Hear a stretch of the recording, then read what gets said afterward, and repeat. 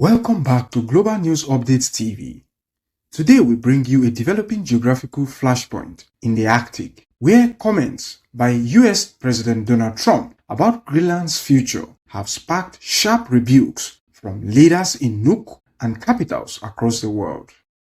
In recent weeks, Donald Trump renewed his calls for the United States to gain control of Greenland, the mineral-rich island that is a semi-autonomous region of the Kingdom of Denmark. Trump touted the island's strategic value for US security and suggested the US might consider both diplomatic and tougher options to acquire it. His remarks ignited global concern and raised questions about sovereignty and international law.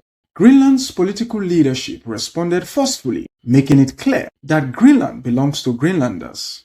Prime Minister Jens Frederik Nielsen declared, "That's enough now. No more pressure, no more insinuations, no more fantasies of annexation." He emphasized that any dialogue must be rooted in respect for international law and self-determination, not coercion. Greenlandic leaders from major parties united in a statement saying, "We don't want to be Americans, we don't want to be Danes, we want to be Greenlanders." The future, they reiterated, must be decided by the people who live there. Politicians beyond Greenland added their voices. Some called Trump's rhetoric disrespectful and out of touch with the realities of Arctic sovereignty. Others warned that such comments risk destabilizing alliances, including within NATO.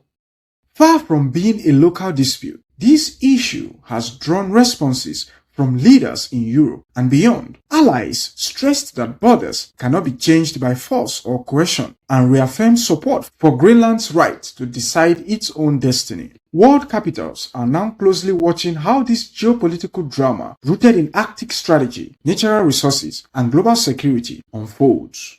Greenland's people and leaders have spoken with clarity and resolve. Their message to Washington: "We are not for sale, and our future will be decided by us."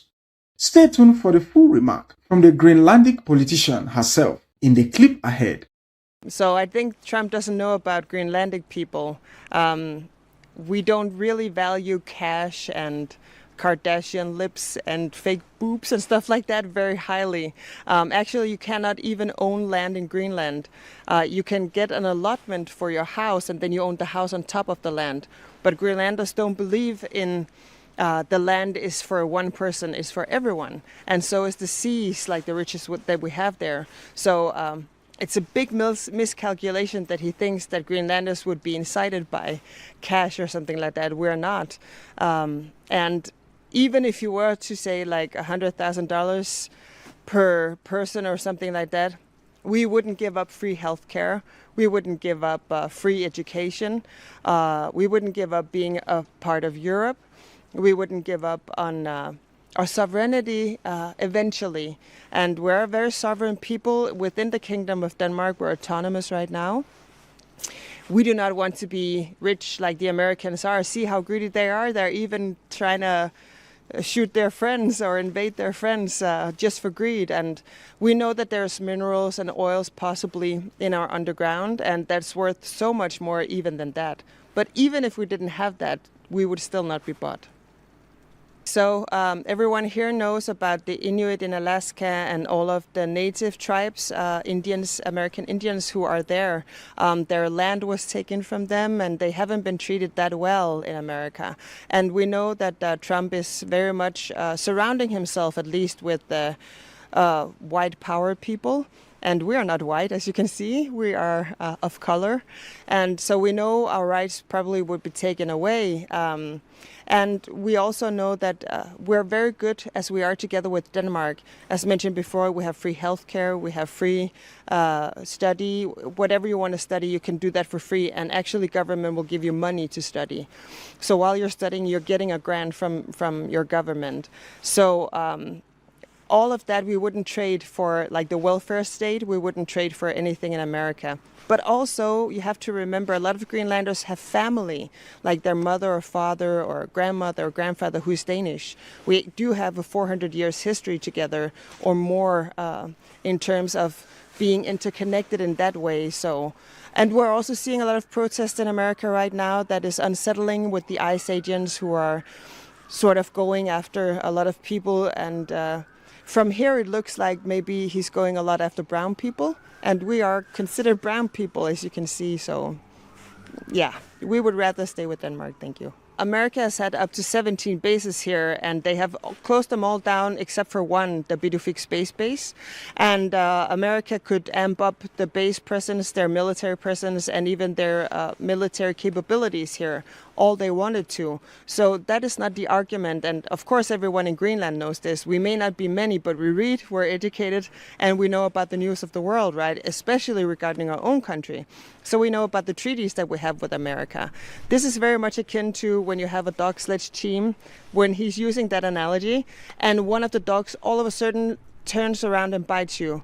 You have to take it out of the kennel. You have to take it outside and shoot it. Of course, we're not going to shoot Americans. We're peaceful people, but you cannot trust that dog anymore forever. America has 10,000 soldiers who are for combat in Arctic society. Finland alone has 35,000. We also could impose... if we wanted to escalate stuff, we could also impose dropping all American treasury bonds, right? That would hurt. We also have, when you look at France and Canada and all of the allies that are coming to our rush right now, a very big arsenal actually of soldiers and of weapons especially. America had to borrow Denmark's warship for Arctic seas. So, it's not a given that America would win here. We fought alongside America in a lot of other wars around the world because we wanted to adhere to the treaties that we had gone through. But they have seen that some of the street fighting in Syria, for example, has been very, very hard on Western soldiers, right? I imagine it would probably be the same in Greenland. It would be like something else. So...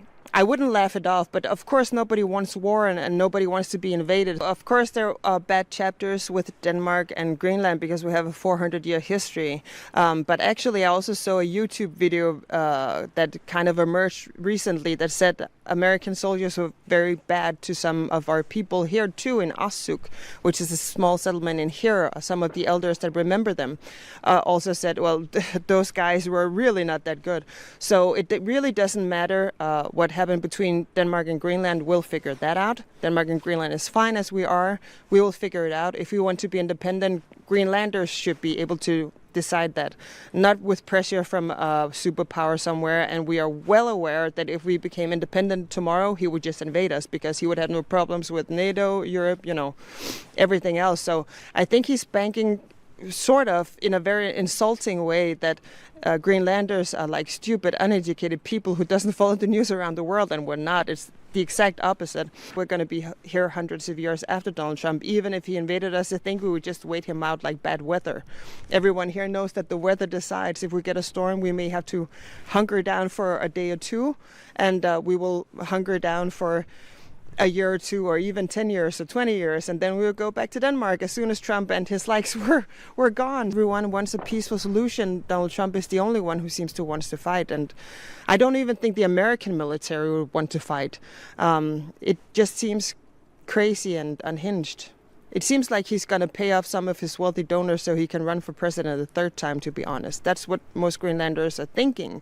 We don't know, but that's what we're thinking. They already did a poll last year. 6% only was pro-America. And I have seen a lot of videos on social media lately where they are saying, I'm sorry, I was wrong about MAGA, I was wrong about America. So I would think it would be even less percent now. So only 6% a year ago, and I think probably even fewer now. 85% overwhelmingly said no last year. As I said, I think the percentage is higher now. So no. Decisively no. Nobody wants NATO to be pitted against each other. Nobody. Nobody, except maybe Donald Trump, and nobody knows why. We're thinking, is he too good friends with Putin, or what is happening here? Nobody wants Greenland to be a battleground. But we have seen a lot of nations kind of step up, and as I mentioned, they're trying to do the last friendly gesture towards America, as well as displaying we do actually have military capabilities. We still want to be friends.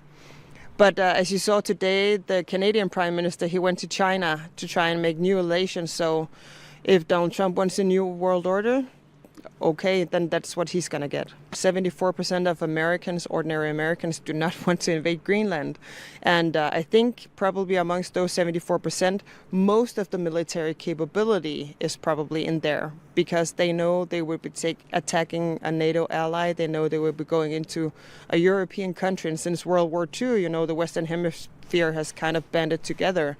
So it's very weird that he's trying to do that. Some Europeans are hoping that maybe he's just trying to get them to really amp up their military quick.